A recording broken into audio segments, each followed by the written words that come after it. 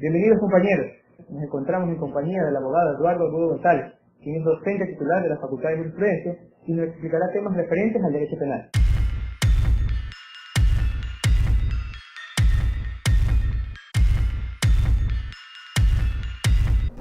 Muchas gracias, profesor, por aceptar nuestra invitación. Muchas gracias, Álvaro. En realidad, en primer lugar, permítame felicitarte a ti y a tus compañeros por este importante aporte a la Academia de la Facultad de Jurisprudencia. Además, también agradecerte por tu invitación, precisamente para poder también aportar por mi parte a los estudiantes de la Facultad de Jurisprudencia y particularmente criterios referentes al derecho penal. Profesor, entrando en materia, ¿en qué consiste la teoría del delito? Muy bien. La teoría del delito básicamente son algunas concepciones que se han determinado a través de varios autores respecto a los elementos que conforman particularmente la infracción penal. Dentro de un concepto formal de la infracción penal, es decir, aquella definición que está prevista en nuestro Código Orgánico Integral Penal, consideramos al delito como un sustantivo que tiene a su vez tres calificativos, tres adjetivos. Este sustantivo básicamente es la conducta, o sea, afirmamos que el delito es una conducta y que esta conducta recibe tres calificativos, es típica, antijurídica y culpable. Obviamente que en una cápsula no podríamos revisar toda la teoría del delito, las cuatro partes, por lo cual el día de hoy nos vamos a particularizar a determinar particularmente en el sustantivo, es decir, en la determinación de qué se llama o qué es conducta. Eso es lo que podemos revisar el día de hoy. Y empezamos afirmando lo siguiente. Primero, la conducta se la considera como un resultado de la actividad humana. Por ende, podemos afirmar de que no hay conducta o no puede ser sancionado como infracción penal acciones realizadas por animales o acciones realizadas por la naturaleza, por cuanto la conducta depende específicamente de la actividad humana. Luego de ello, es importante también afirmar que la conducta pertenece o se determina a través de la actuación de la voluntad y de la conciencia del ser humano. Es decir, es considerado conducta cuando existe voluntad y conciencia en el ser humano. Ahora, este problema de la voluntad no hay que confundirlo con el dolo o con la culpa. En el dolo o la culpa siempre se determina o se estudia cuál es la voluntad respecto al resultado. No es el objetivo de la voluntad cuando hablamos de la conducta, sino que nos referimos particularmente a la voluntad de movimiento, porque se produce como tal en el ser humano, cuando realiza una actividad cualquiera, un movimiento. Este movimiento tiene que ser voluntario, es decir, este movimiento tiene que provenir precisamente de la determinación del ser humano de querer realizar ese movimiento en el caso de la acción, o de la determinación del ser humano de no querer moverse a propósito, que es en el caso de la omisión, sin estudiar si ese movimiento quería o no quería provocar el resultado. Para estudiar la conducta, lo que se estudia como tal es la voluntad respecto al movimiento. Ya luego, para determinar en cambio la conciencia, se determina ya el problema psíquico del ser humano o la calidad del ser humano para comprender el acto que estaba realizando.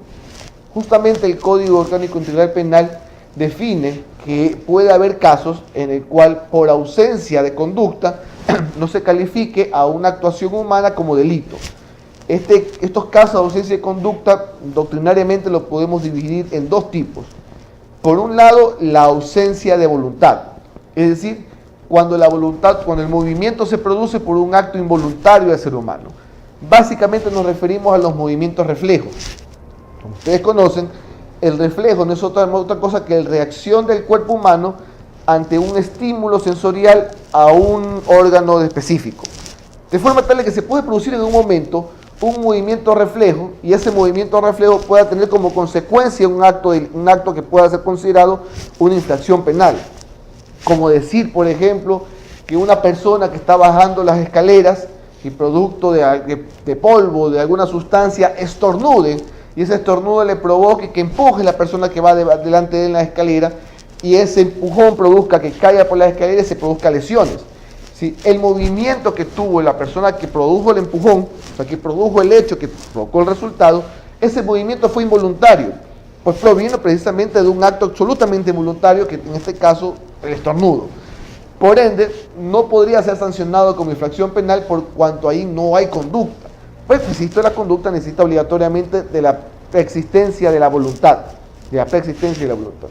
Y por otro lado también se encuentran aquellos casos en los cuales hay ausencia de conciencia, que básicamente se dice que aquellas personas que se encuentran en estado de inconsciencia no cometerán infracción penal. Respecto a ello, podríamos hablar, por ejemplo, del sonambulismo. El sonambulismo es un estado de inconsciencia.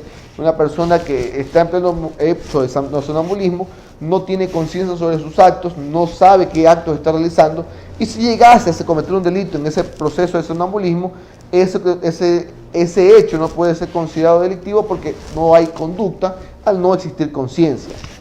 Ahora, también hablamos de estado de inconsciencia en aquellos trastornos mentales permanentes que son de carácter muy grave, en los cuales la persona, por ejemplo, la esquizofrenia, no tiene control sobre los actos que está realizando por su estado de inconsciencia, imagina o determina una realidad diferente a la que en realidad está ocurriendo.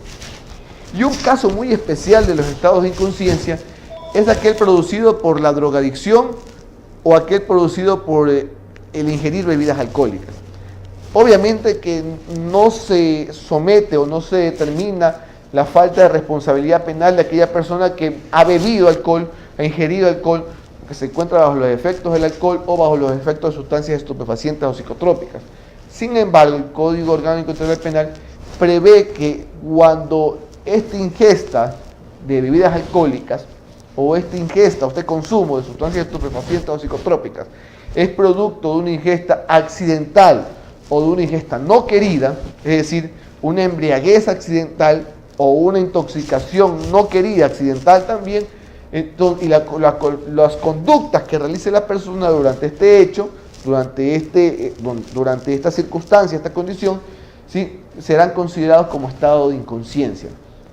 Por decirlo así, una persona que ha sido drogada por escopolamina, conocemos que la escopolamina es una sustancia que vulnera la voluntad de la persona, ¿sí?, y que ha sido drogada por escopolamina, no se ha drogado a sí mismo, sino que otra persona lo drogó, los actos que cometa bajo los efectos de esta sustancia serán considerados como estado de inconsciencia y por ende no serán considerados infracción penal, ¿sí? Lo mismo en el caso de aquella llamada embriaguez accidental.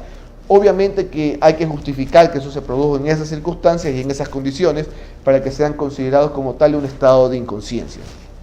Ahora, ya en la determinación de la conducta, también tenemos que observar que la conducta puede darse en dos escenarios diferentes. Hay la conducta por acción y la conducta por omisión. La conducta por acción es aquella en la cual se produce a través de un movimiento humano, es decir, el ser humano produce un movimiento y ese movimiento produce más adelante un resultado. El Código Orgánico Integral Penal respecto a ello habla que ese resultado tiene que ser resultado lesivo, descriptible y demostrable. Pero sobre el resultado, sobre la lesión, le hablaremos más adelante. Básicamente lo que nos interesa es este problema del movimiento en el momento de la acción. Es decir, hay acción cuando se produce un movimiento en la persona. La obligación cuando se termina la actuación de una persona sobre la naturaleza, sobre el mundo, y esa actuación de la persona sobre el mundo produce como un efecto el delito, ¿sí? Entonces, hay acción, obviamente es un poco más sencillo determinar cuando hay acción, porque el movimiento de la persona produce como efecto el delito. La dificultad se produce en las conductas por omisión. La conducta por omisión es cuando existe la falta de actuación, es decir, la falta de movimiento de la persona sobre el mundo, cuando tenía la obligación de realizar algo. Así, por ejemplo, la persona que está en la obligación de cerrar una compuerta para evitar que el agua supere los caudales e inunde la ciudad, hablamos en una represa particularmente, y no lo hace, sabiendo que tenía la obligación de hacerlo, será responsable por todos los efectos que produzca justamente su omisión, o sea, su falta de movimiento, su falta de actuación. De allí el Código Orgánico Integral Penal establece de que la omisión inclusive puede llegar a ser dolosa. Cuando habla de la omisión dolosa, el Código Orgánico Integral Penal lo menciona referente cuando la persona que tenía la obligación de realizar un acto, ¿sí?, en virtud de su rol de garante frente al bien jurídico vulnerado, y no realice ningún movimiento, esa persona será considerado, además de responsable por el acto, que responsable dolosamente por el mismo. Que no es lo mismo que una omisión, que es aquella falta de cuidado o falta de debido adecuación a su conducta. Por ejemplo, el conductor que no revisa adecuadamente los frenos o el conductor que no obedece la señal del disco pares, como tal podríamos considerar que esa no obediencia es un acto de omisión y se produce un delito, como una infracción penal. ¿Sí? En el caso que estamos mencionando, en cambio, la omisión dolosa es aquella de que la persona tiene el rol de garante y en su rol de garante incumple una determinada obligación. Siempre en clase nace este ejemplo de 3 personas observando al borde de un puente un niño que se está ahogando en el agua. Básicamente, ninguna de estas 3 personas puede ser considerada responsable por el resultado que produzca del niño ahogándose en el agua, pues ninguno de ellos, de conformidad con las reglas de nuestro Código Orgánico Integral Penal, tiene rol de garante frente a ese niño, y por ende ninguno de ellos tiene la obligación jurídica de actuar frente a ese niño.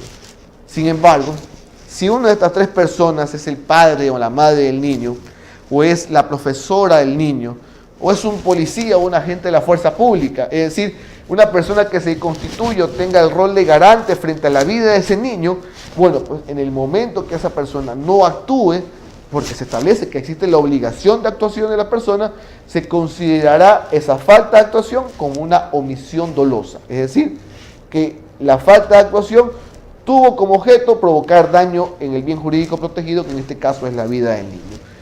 Básicamente es lo que podemos decir de forma esencial, de forma superficial, respecto a la conducta, para luego pasar a ver justamente lo que sería la tipicidad.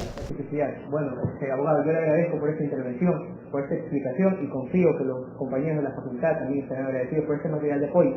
Y en virtud de eso, que, profesor, si usted quiere darle un mensaje a los estudiantes, a los compañeros, en virtud de la continuidad académica, de continuar preparándonos académicamente dentro de la facultad, viendo los diversos formas de aprendizaje, en este caso, los videos tutoriales. Siempre es importante recordar las palabras de los maestros, y los maestros en algún momento han calado hondo, profundo en lo que piensan los profesionales. Particularmente mis maestros siempre han hablado mucho sobre la formación del abogado de la justicia, es decir, la formación de este profesional que esté vinculado más que al puro estudio de normas jurídicas, más que el puro estudio de las leyes, sea un profesional vinculado con la justicia. Y los invito a ello, los invito a formar parte de esta nueva gama de abogados que hemos aparecido en nuestra alma mater, la Universidad de Guayaquil, y que justamente conformamos aquellos que nos llamamos a nosotros mismos abogados de la justicia. Mi invitación para ustedes, jóvenes compañeros estudiantes.